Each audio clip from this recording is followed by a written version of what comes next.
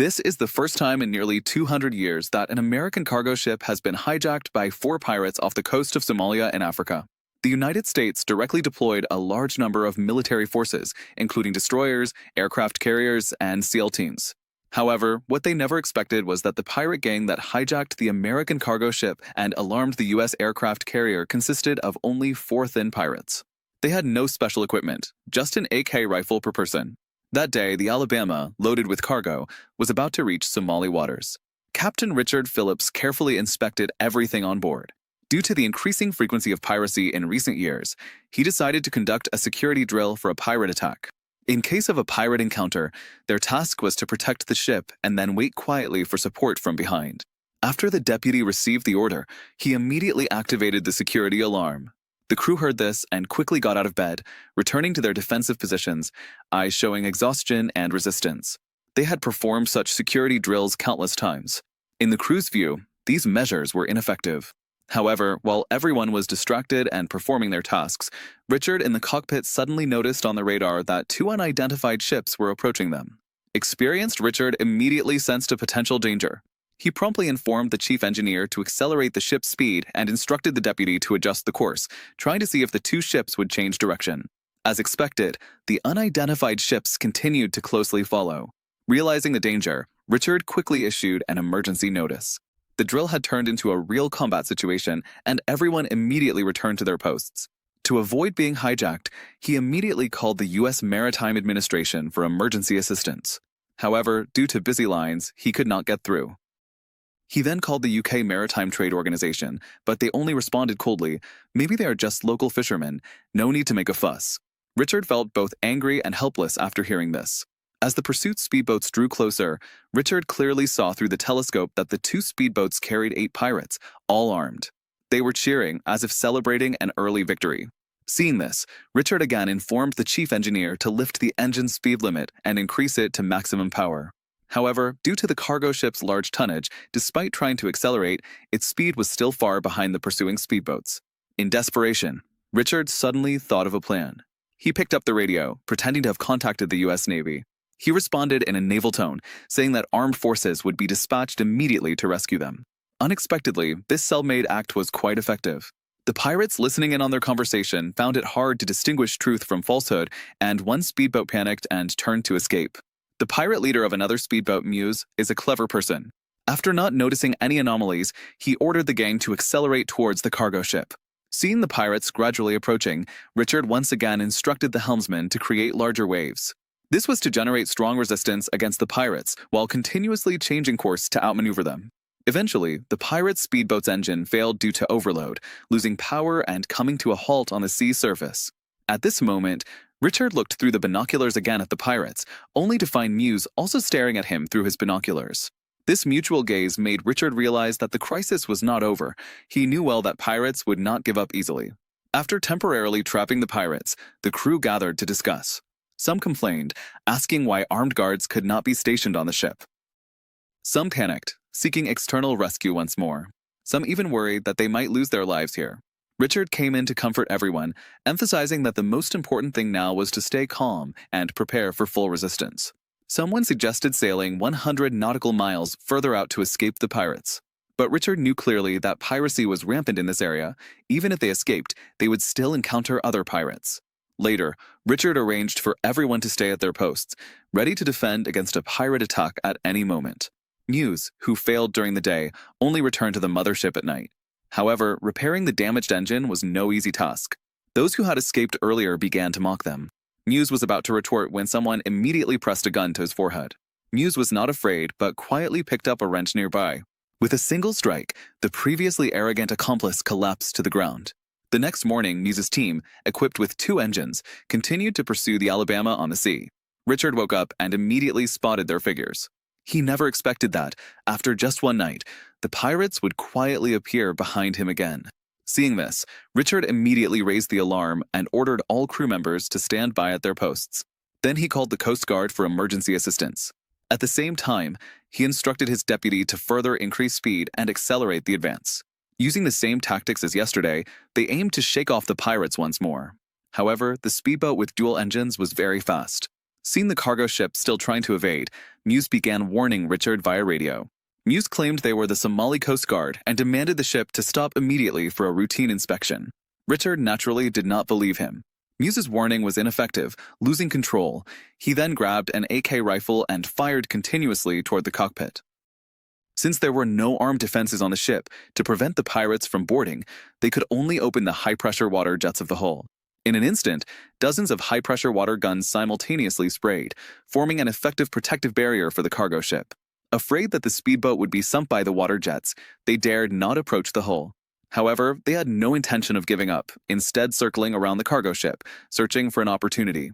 After circling a few times, they finally discovered a flaw. A high-pressure water pipe suddenly malfunctioned, creating an opportunity to break through the barrier. Richard and Muse simultaneously noticed the problem. Richard hurriedly sent his deputy to repair it, while he used signal flares to suppress the approaching pirates. However, under the impact of real bullets, the damage caused by signal flares was insignificant. Moreover, Muse and the others were all greedy and reckless for money. As long as personnel on the ship stuck their heads out, they immediately opened fire. In such a hail of gunfire, Richard dared not let his deputy take risks anymore and had him quickly retreat. In his view, pirates boarding the ship was already inevitable. Therefore, Richard immediately ordered all crew members to quickly evacuate to the hidden engine room to prevent more people from being taken hostage by pirates. After arranging the other crew members, he immediately had his deputy operate the ship. By continuously rocking the ship, they effectively prevented pirates from building a boarding ladder. However, for these pirates who had plundered countless ships, this was just an easy task. In the next second, they successfully built a boarding ladder. Subsequently, several people boarded the cargo ship one after another smoothly. Richard could only helplessly watch from the side as the situation unfolded. Richard could only helplessly observe the development of the situation. Then, he issued the final order to the crew: turn off all engines, look for an opportunity to cut off all power on the ship, and, most importantly, remain hidden. After making arrangements, he and a few operators hid in the bridge, sealing the hatch tightly. After the pirates boarded the ship, they headed straight for the bridge. Under the force of the bullets, the iron door lock instantly failed. Soon after, they rushed into the bridge, successfully taking control of Richard and others, seizing control of the cargo ship. Muse said, "We are only targeting property, not risking lives. As long as you cooperate, we will ensure safety." Richard said, "This is an American cargo ship." He initially wanted to pressure with the name of the country, but unexpectedly, the pirates became even more excited upon hearing it. In their view, hijacking an American cargo ship would bring enormous profits. Richard was stunned. These people's behavior was simply incomprehensible. To make the pirates leave, Richard said there were $30,000 in the safe, enough for them to live well. However, Muse said, this amount is far from meeting their expectations. Their real target was this huge cargo ship. While the two sides were negotiating, the chief engineer who arrived at the engine room shut down the engine system, and the entire cargo ship instantly stopped. Detecting abnormalities, Muse immediately questioned Richard about the cause. Richard hurriedly explained that it might be due to traveling at excessive speed earlier, which caused the engine to malfunction. Muse naturally would not believe Richard's lies. So Muse approached the control panel, repeatedly pressing buttons in an attempt to restart the cargo ship. However, he had no idea what each button on the control panel did. After many repeated attempts, the cargo ship still did not respond. At this moment, Muse wanted to know the whereabouts of the crew members. Richard said, "He has been in the wheelhouse. How would he know where the crew is hiding?" Muse threatened Richard, demanding that all crew members reveal themselves. Under the threat of pirates, Richard had no choice but to pick up the walkie-talkie, but his words remained vague and evasive. Muse naturally would not accept this excuse and immediately snatched the walkie-talkie away. If all crew members refused to show themselves, he would execute one person every minute. After saying this, the pirate grabbed a crew member to threaten him. Seeing the situation was critical, Richard hurriedly discussed with Muse, "You are only after money. If lives are really lost, the consequences will be unimaginable." Muse thought for a moment, considering that the other side's words were not without reason, but he still decided to search for other crew members first. Muse forced Richard to go with him to search for the crew members. Faced with the pirates' threats, Richard had no choice but to reluctantly agree and follow. However, the calm and composed Richard remained alert. While communicating with the pirates about the search route, he subtly turned on the communication walkie-talkie and secretly informed other hidden crew members of the search path. Before leaving, he pretended to be worried and sighed, hopefully, The power system inside the cabin is functioning normally, or we might be plunged into darkness. The hidden crew members immediately understood his intention and quickly went to turn off the power. To prevent Richard from secretly notifying the crew, Muse threatened him to leave the walkie-talkie in the cockpit, then had Richard lead the search. Along the way, Richard kept reassuring the pirates, claiming he was eager to reunite with the crew himself. Richard initially planned to lead them on a few more big loops, but unexpectedly, Muse saw the cargo ship diagram on the wall. Experienced, he immediately recognized that the engine room was the best hiding place and instructed Richard to take them there. Richard was instantly panic-stricken, but he quickly devised a delaying tactic. He pretended to be calm and said, "The engine room has no portholes and is usually stuffy and uncomfortable. Let's first go to the kitchen to get some drinking water." Muse agreed to his suggestion. After entering the kitchen, Richard enthusiastically began to introduce everything in the kitchen. Meanwhile, a crew member who was collecting supplies happened to pass by, heard the noise, and quickly hid. Richard saw the drinking water placed on the ground and immediately realized that crew members were hiding there. He quickly guided the pirates to change their search direction. This is the refrigeration room, not a suitable hiding place. Before leaving, he noticed a crew member hiding in the dark and loudly warned the pirates, "Walking barefoot to the engine room is unsafe. Be careful not to get hurt." Then he led the pirates to the engine room. The hidden crew member immediately understood Richard's intention and quickly transmitted this information to the crew members in the engine room via walkie-talkie. After hearing this, the crew immediately placed a large amount of broken glass at the entrance. When the pirates entered the engine room, they were immediately cut by the glass on the ground. In an instant, their entire stalls were covered with shards of glass of all sizes. Muse immediately became furious, convinced that this was definitely not an accident. Richard, however, advised him, "Calm down. The key now is to treat your injured comrades." While the two sides were entangled, the chief engineer used a diversion tactic to successfully distract the patrol pirates. Then he walked slowly toward the power control area and decisively pulled the main power switch for the entire ship. In an instant, the entire vessel plunged into darkness, and the engine room also went completely dark. Muse suddenly realized he was being played and immediately became furious. Richard once again calmed him. $30,000 is already a lot, and right now, the most important thing is to treat your injured comrades. Watching his comrades scream in pain from excessive blood loss, Muse could only suppress his anger. He had his comrades hold Richard to help bandage his wounds and called others down to help. Unwilling to give up, he decided to stay and continue searching for other crew members. Not long after Richard and the injured pirate left, all the crew members hiding in the dark swarmed in and quickly subdued Muse, who was armed. Just as Richard was about to bandage the pirate's wound, the crew's voices suddenly came over the cockpit walkie-talkie. "Your leader has been controlled by us. Now we will exchange him for Richard." The pirates, having lost their leader, fell into chaos. Seeing a turn of events, Richard immediately promised to allow them to safely evacuate in a lifeboat and take away $30,000. To rescue the leader, the pirates could only temporarily agree. Thus, both sides brought their hostages to the deck. Since no pirates knew how to operate the lifeboat, they asked Richard to teach them how to do it. Faced with the pirates' threats, Richard had no choice but to comply. However, when Richard finished the training and was about to leave, Muse signaled with a single glance, and his accomplices immediately knocked Richard to the ground. Then they quickly started the lifeboat and rushed into the sea. By the time the crew members regained their senses, the lifeboat had already traveled a certain distance. They immediately restarted the cargo ship, determined the approximate direction of Richard based on the signals from the lifeboat, and promptly reported the emergency to the Maritime Bureau. This time, they finally gained the attention of the Maritime Bureau, which immediately contacted a nearby patrol anti-piracy destroyer. Muse planned to take Richard back to Somalia to demand ransom, and the destroyer's mission was to intercept before the lifeboat returned to Somalia. Upon receiving the message, the destroyer immediately changed course to intercept. Meanwhile, Richard realized his predicament and knew he had become a bargaining chip for the pirates. Due to the limited power of the lifeboat's propulsion system, the pirates' progress was extremely slow. Muse could only keep contacting his mothership. What troubled him was that he received no response at all. However, when he saw the Alabama following behind him, a smile involuntarily appeared on his face. Unexpectedly, this tempting cargo ship actively came to their aid. The kidnapped Richard was not worried about his own safety, but began to care about the injured pirates. Richard said, "If not treated promptly, there is a high risk of infection." The injured pirates appeared to be minors. Feeling compassionate, Richard took out the first aid kit from under the floor and began treating the wounds. Due to limited fresh water on board, the injured pirates risked being scolded and beaten by their comrades, but still handed the fresh water to Richard. Not long after, the U.S. drone locked onto the position of the lifeboat, which was only 160 nautical miles from Somalia. Upon receiving this news, the White House issued the highest directive. Under no circumstances was the lifeboat allowed to return to Somali waters. Additionally, the White House specially dispatched Navy SEALs and an aircraft carrier for reinforcement.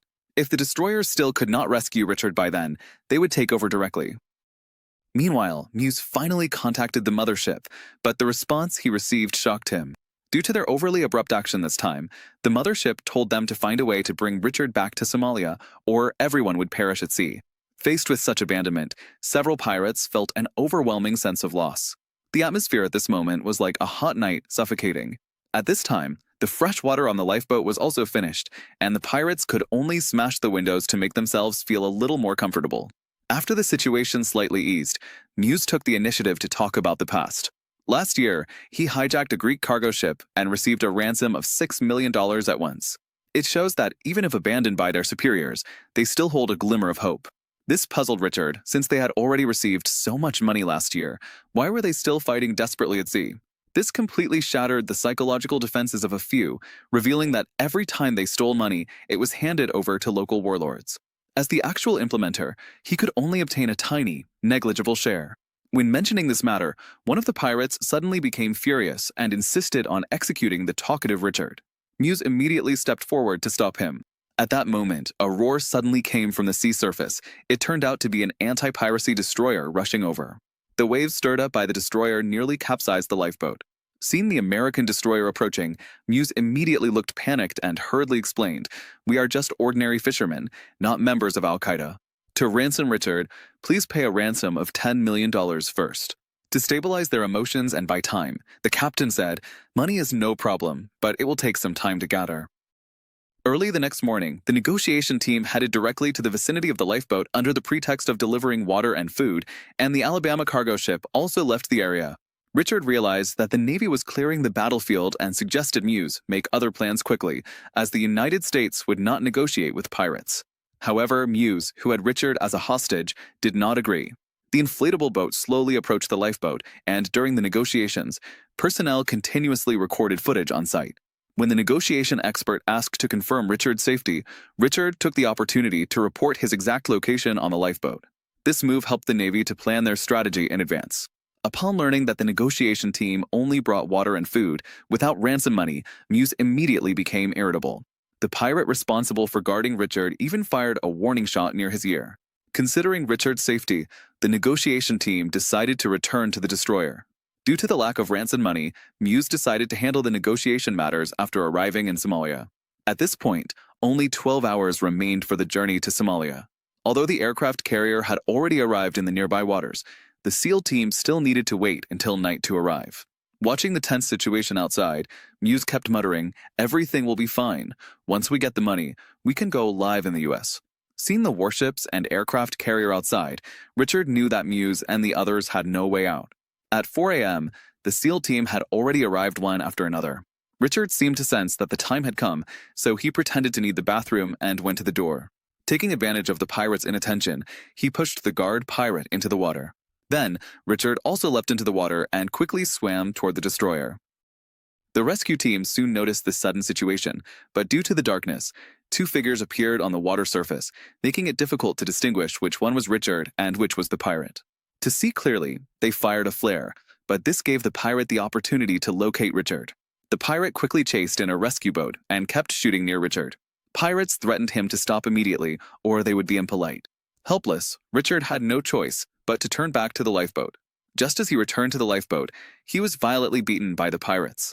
At that moment, a drone began to circle continuously, and several warships surrounded the lifeboat. Muse felt he was being toyed with, so he hijacked Richard to fight back. The pirates, unwilling to be taken to an American prison, immediately decided to execute Richard. Just as they were about to pull the trigger, the rescue team sent a negotiation signal. The negotiation team solemnly stated that 10 million yuan was not a small amount, and a dedicated person needed to come to negotiate face-to-face. In addition, the Navy listed the names of the 4 pirates and was well aware of their tribes and residences. In fact, after completing the video recording that day, the Navy immediately launched an investigation into these 4 individuals. The Navy stated, "We have communicated with the tribal elders, and they are on their way to discuss this transaction together." Although fully aware that this was likely a carefully planned trap, Muse had no choice but to reluctantly agree. The lifeboat's fuel was about to run out, and a storm was rapidly approaching. If an agreement could not be reached quickly, his companions would perish at sea. Therefore, Muse agreed to tow the lifeboat to safe waters and personally went to negotiate. After receiving approval, the rescue team sent a speedboat to assist. Once the Navy confirmed Richard's safety, they handed him a package and advised him to wear the item inside to prevent catching a cold. When he found out it was a fluorescent vest, Richard immediately realized that the Navy was planning to take coercive measures. Meanwhile, the Navy secretly installed a listening device on the lifeboat, and Muse followed them onto the warship. The rescuers settled him in the aft cabin, claiming that the tribal elders were on their way. At the same time, after all snipers completed their deployment, the warship immediately turned on all searchlights. In an instant, the intense light blinded the pirates. When the pirates questioned why the searchlights were on, the Navy ignored them and simply informed, "We are starting to tow the lifeboat." Initially, the pirates were well positioned, and the snipers couldn't see the targets at all. To force them to expose themselves, the warship increased the speed of towing the lifeboat. The waves caused by high-speed movement made the lifeboat shake violently. However, the cunning pirates still hid very well, and the snipers couldn't lock onto them. When the pirates complained again, the commander said, "Shorten the ropes a bit so the lifeboat can enter the wake and stabilize." The pirates helplessly agreed, which also made Richard realize that the Navy was about to take forceful action. If the Navy's operation failed, Richard believed he might perish along with the pirates. Thinking of this, he quickly picked up the pen that had fallen to the ground and began to write a farewell letter.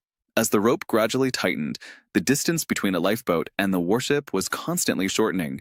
The pirates suddenly remembered their leader Muse, but the reply they received was that he was waiting for the arrival of the elders. Just as the pirates were at a loss, they saw Richard writing a farewell letter.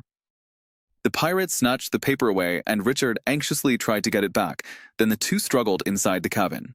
However, with the numbers advantage, Richard was ultimately subdued by the pirates. Richard was tied up by the pirates, hung up, and blindfolded. Realizing that there was little time left, Richard began shouting the names of his wife and children nonstop. The increasingly irritable pirates, enraged, pointed their guns directly at Richard. Just as the pirates were about to shoot, the 3 of them were simultaneously locked onto by snipers. Following the command of the commander, the 3 pirates were precisely taken down. Richard, whose eyes were covered, had not yet realized what was happening. When he removed the cloth from his eyes, the scene before him left him stunned and pale. Then he was overwhelmed with grief and burst into tears. After Richard was successfully rescued onto the warship, a check revealed only minor superficial injuries. However, the thrilling encounters over several days and nights finally caused him to break down completely. Meanwhile, after the 3 pirates were killed, Muse was immediately taken into custody by the naval forces. In the end, he was sentenced to 33 years in a U.S. prison, entering American territory in a special way. To some extent, this fulfilled Muse's American dream. Well, that's all for today's movie sharing. Everyone is welcome to like, comment, and share. Thank you all for your patience in watching, and I look forward to our next meeting.